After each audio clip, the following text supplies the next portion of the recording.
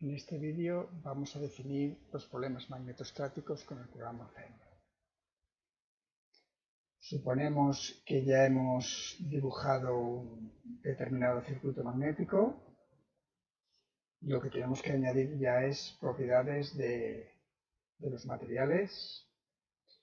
Tenemos una librería de materiales, que sería esta librería de aquí. Esta librería de aquí, que es una librería bastante completa de materiales de todo tipo, imanes permanentes, diferentes tipos de hierros y materiales con permeabilidades muy altas. Nosotros lo que podemos hacer es coger cualquier tipo de material y pasarlo a nuestra librería. Una vez que está en la librería lo podemos añadir al modelo y podemos añadir nuevos materiales. Esos materiales, si los consideramos interesantes, también los podemos añadir a la librería para poderlo utilizar con otros modelos. En los materiales magnéticos las propiedades son mucho más interesantes y muchas más. Tenemos el nombre. El nombre solo es indicativo, no tiene demasiada importancia, pero es bueno que el nombre, si es un material técnico, pues poner el nombre adecuado. Se puede elegir si el material es lineal o no lineal. Si es lineal solo hay que poner estos números. Si se supone que tiene las mismas propiedades en el eje X y en el eje Y, eso hay que tener cuidado cuando el grano sea orientado, que sí que no tiene las mismas propiedades. Si el material es no lineal, veremos que se puede editar toda la curva VI, añadiendo puntos. La conductividad es importante, sobre todo para pérdidas por corrientes parásitas. Si es un imán, hay que añadir la fuerza coercitiva y en su caso, si hubiera corrientes dentro del material, pues también hay que añadirlas. Todavía se pueden añadir luego veremos unos materiales, unas propiedades adicionales. Si yo tengo un material no lineal, pues puedo ir añadiendo pares de puntos. Tienen que ser pares de puntos en orden creciente y eso automáticamente el programa lo convierte en mi gráfica de H, que se puede ver en formato lineal o en formato logarítmico. Vamos a abrir un pequeño ejemplo para ver el material. En este caso, lo que tenemos, lo abrimos, lo hacemos grande. Es un circuito magnético donde tengo todo esto, en principio sería material ferromagnético, esto de entorno sería aire, y aquí tengo una bobina de 100 espiras de 1 amperio, conductores de ida, conductores de vuelta. Puedo hacer la malla y verla, pruebo a hacer la simulación, veo el resultado y veo que el campo magnético se escapa de mi circuito magnético. Lo grabamos como temporal. A ver, ¿qué ha fallado? Salidas.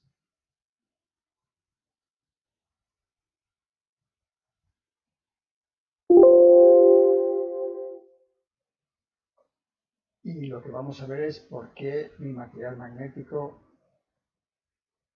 tenemos aquí el material, solo utilizamos 3 materiales, hierro, cobre y aire, y vemos que lo que pasa es que ese material tiene una permeabilidad igual que el aire. Si nosotros miramos a partir de los datos que nos daban esta transparencia, el catálogo decía que vamos a trabajar con 1,49 teslas y la intensidad de campo en ese caso es 2500, por tanto la permeabilidad es aproximadamente de 476 en este material. 476. Vamos, volvemos a simular. Y así que ya tenemos nuestro circuito magnético donde el campo magnético se cierra por donde debería. Podemos ver propiedades de punto. Como sería, tenemos 0,35 teslas. Podemos calcular el flujo. Tiramos una raya. Y todo el flujo que atraviesa esta raya es integral de B perpendicular a esa raya. El flujo es 0,14 Webers. También podemos ver propiedades del circuito, círculo en amperio, la inductancia es 14 milihenrios, las pérdidas nada, 7 milivatios y reactiva 2,3 voltantes reactivos. Vamos a esto. Continuamos. Las propiedades de línea van a ser muy importantes en los circuitos magnéticos, sobre todo porque me dan las condiciones de contorno del ensayo. La más interesante es el potencial magnético. Si yo pongo el potencial magnético igual a 0,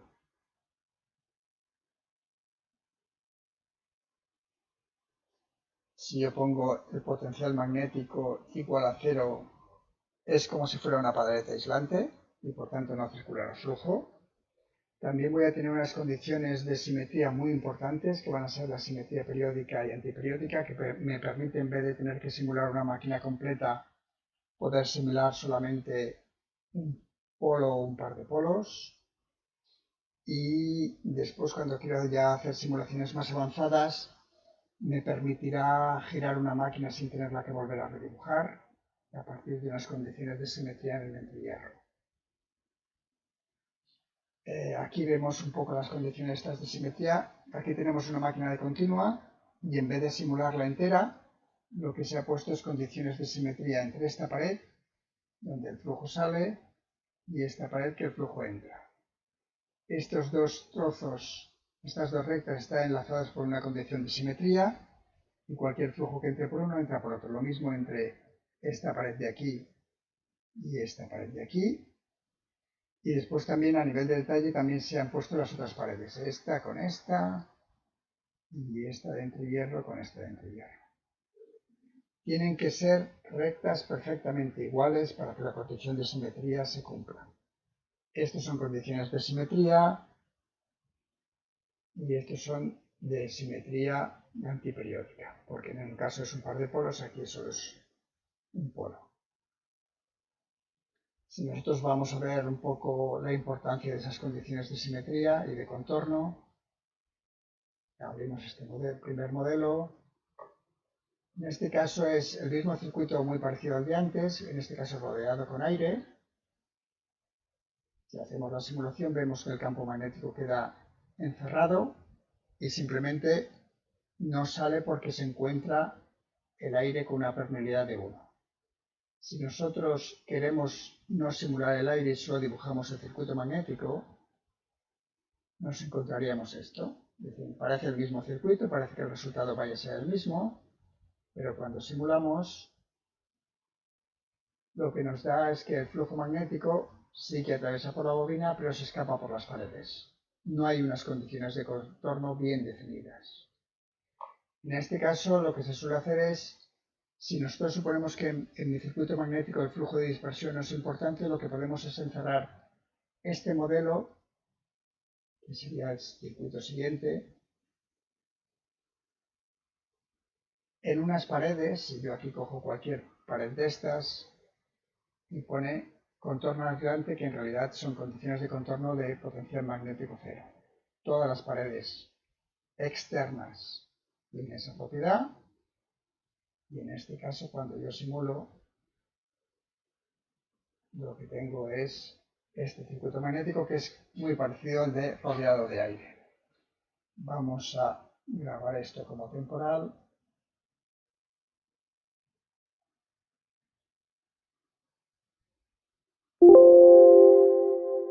Y ver qué pasa si me dejo una de estas paredes sin asignar.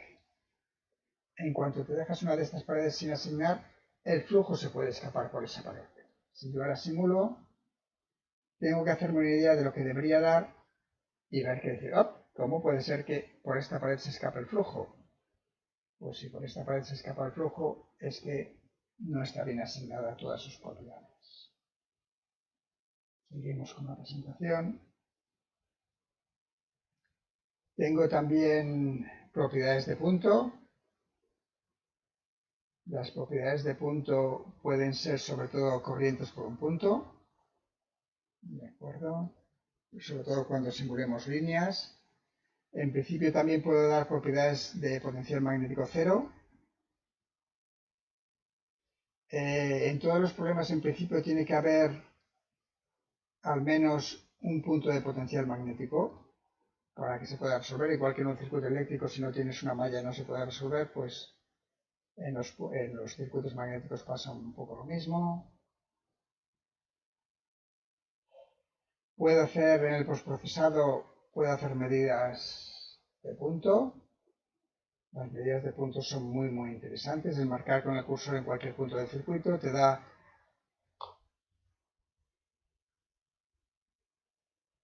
las coordenadas de ese punto.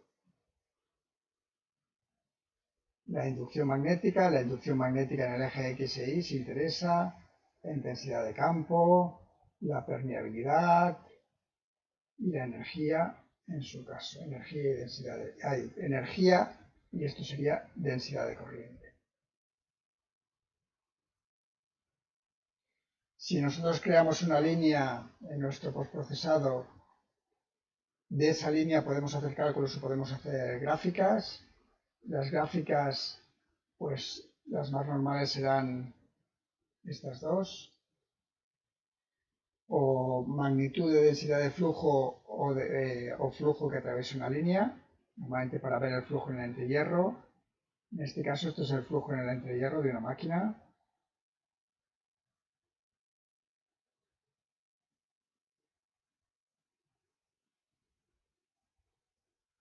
También podemos hacer cálculos a lo largo de una línea. Los cálculos que se pueden hacer son B por N.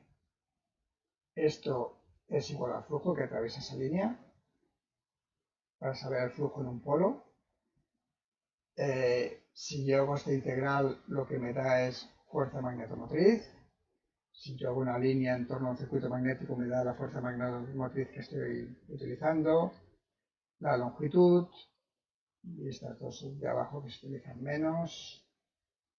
Las de volumen sí que son muy importantes. Voy a resaltar solo las opciones más importantes. Se supone que coges la opción de seleccionar un volumen y a partir de ahí pues tenemos las pérdidas resistivas. Para saber las pérdidas de un elemento, las secciones de un material, las pérdidas totales, que incluirán pérdidas en el hierro, pérdidas en el cobre, las corrientes, el volumen y sobre todo la fuerza y el par.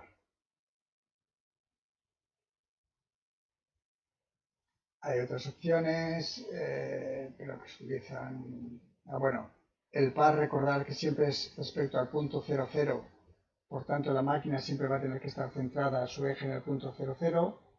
Y otra cosa, tiene que estar rodeada de aire. Todo lo que seleccione tiene que estar rodeado de aire, si no, no se puede calcular.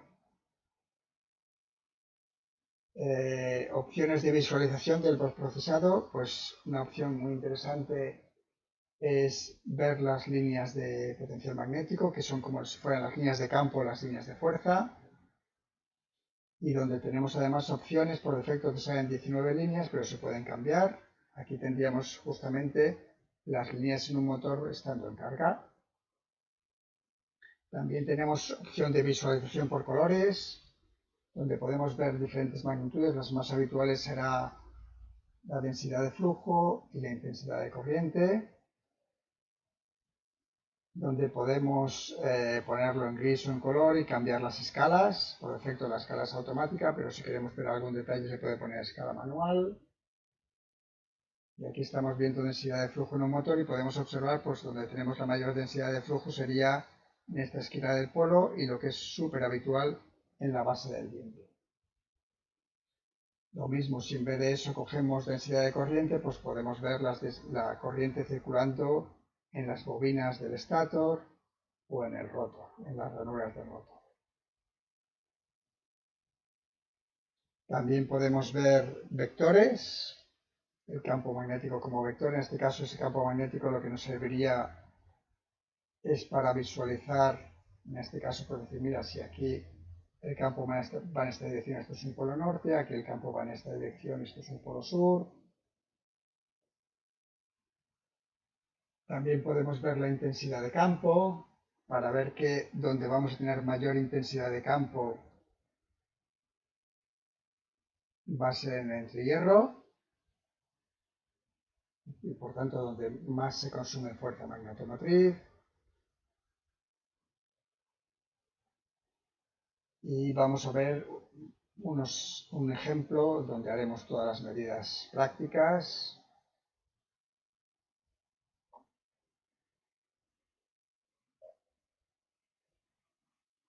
Lo vamos a guardar como temporal.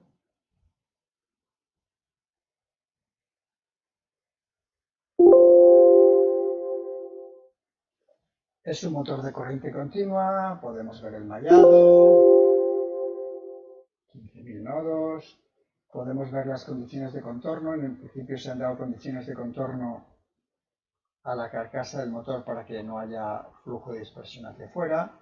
Esto es masa magnética, potencial magnético cero. Podemos ver los materiales que tenemos. Tenemos aire, acero del eje, excitación. Excitación y rotor es cobre de excitación y cobre de rotor. Chapa de stator, chapa de rotor.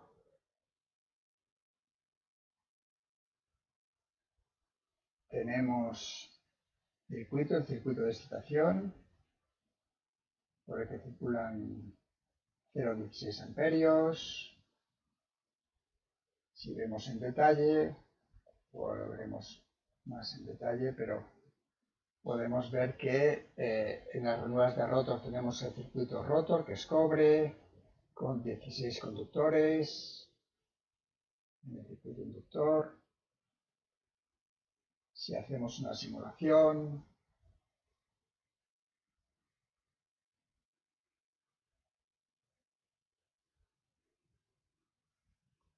vemos los resultados. En estos resultados pues vamos a tomar medidas de punto. Medidas de punto sería decir, pues, aquí en la carcasa tengo un Tesla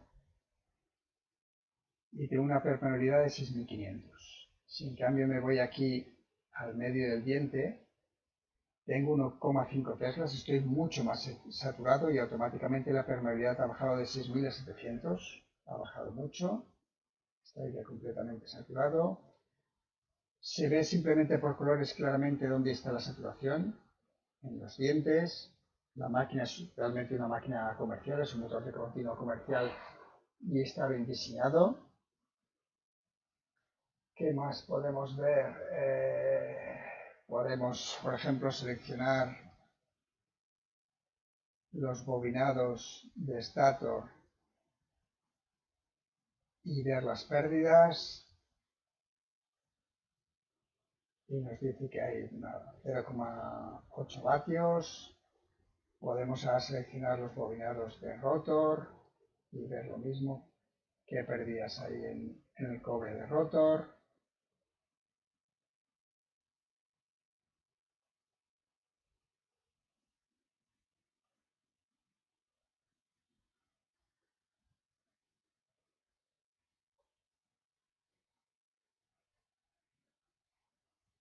En rotor tenemos 0,24 vatios. Vamos a hacer una integral de línea. A ver.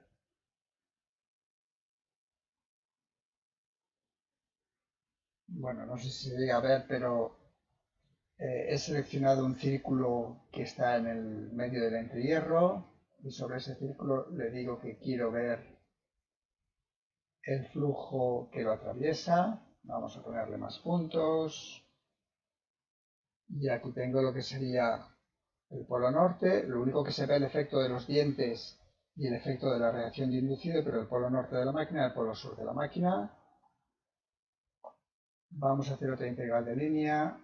En este caso selecciono uno de los polos y sobre él calculo B por N, es el flujo que atraviesa. Me dice que tengo un flujo de 1,9 milivevers. Y ya está casi todo lo que se puede. Bueno, se pueden ver muchas más cosas, pero ya es suficiente.